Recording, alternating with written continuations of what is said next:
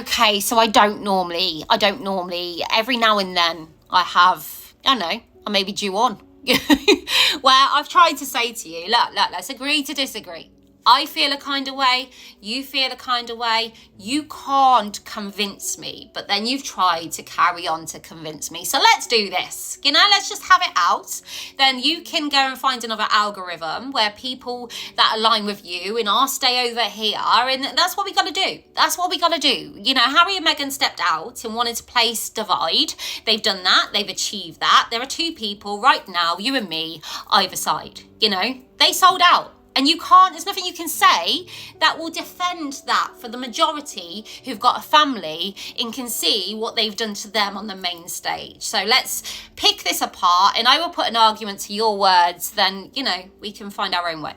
Ditto, the hatred was started by Willie and Camilla. Now, firstly, I'm just going to put it to you. I should imagine you refer to Harry and Meghan as the Duke and Duchess of Sussex. A lot don't, but I imagine you do. So carry that same amount of respect as His Royal Highness, the Prince of Wales, and the Queen Consort. And so they're like master planning all of this, are they? They're just cackling with their cats on their laps as they devise this master plan. All I've seen is Prince William having to keep his family together, or else his brother, who he loves so dearly, come out on the attack. Again, documentaries, Oprah, books on shelves in Waterstones, it all roll out. Whilst he was dealing with the grief of losing his granddad and all of that. But they're the ones with the master plan, are they? It's not Harry and Meghan out there on the stage doing all they can to bring hate to their name, which we watched as they become like the leaders of this crazy, messed up anti-monarchy, as they also tried to take the titles and be an alternative monarchy. They never picked a lane, did they? They never just walked away. They wanted to have their cake and eat it. And the people looked on with family and grief and loss and just went, no, I don't think so. This is not okay, especially when you don't bring receipts, proof to the words that you say. So let's move on. Harry and Meghan were proving too popular and needed to be taken down. Now, the only people that have taken Harry and Meghan down is their own selfish greed and needs. Their own actions and behaviours, the contracts they signed as they wanted to come out and be a one of a kind, and hence all the lies and racism. And again, they placed on a cloak, didn't they? They spoke these words as they spoke to Oprah and implied the royal family were racist towards them, as we watched them go to an award show and collect, and they've got an award on their mantelpiece for bringing down institutional racism. Yeah, we watch them do that. We actually watch them with our own eyes do that. And that's still on the mantelpiece while they sat Harry on his own at this point, because she was there for all the crap, weren't she? But when it all hit the fan, she was nowhere to be seen. It was Harry sat alone. Then gaslit the world and said, no, we didn't do that.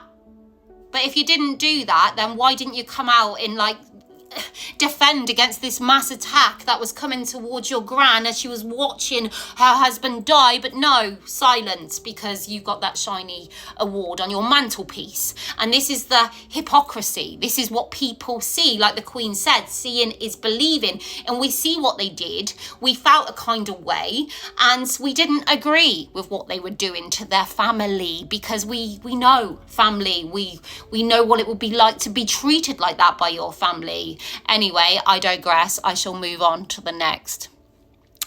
Via the MSN, and we all fell for it. And the MSN, you will all imply that the royal family are in bed. And I'm not denying the royal family have got a good PR churning out. If only Harry and Meghan had the same, yeah. But maybe that's a problem with Harry and Meghan can't keep any staff to their name, because there's something going on in Camp Montecito which don't really seem to flow, and it kind of suggests that they don't listen to anyone's suggestions. They just want to do them, which again, in proof, we've seen, because it's always been about them. They could have chose the documentaries, Netflix. They could have shone a light on someone else to get their own story across without, speaking hate and placing their grieving family in the spotlight. But, this is what they've done, with no receipts to their name, just their words. a miscommunication and mistruth as they sat on sofas and spoke about muted down tones in, you know, a cottage just adjacent to Kensington Palace. And nobody knows what it's like to be them because poor Harry banged his head on a ceiling when we've got homeless people in shop doorways. We've got a poverty-stricken country post-COVID, and Harry and Meghan really thought that we all wanted to listen to them with the poor me parade and the privacy tour, which didn't really equate to privacy, you know? So until we woke up, all I'm going to end with is I feel pretty awake. I'm quite happy to back myself in all that I've seen, in just simple good against bad, wrong v right, truth against lies. That's it. That's enough for me.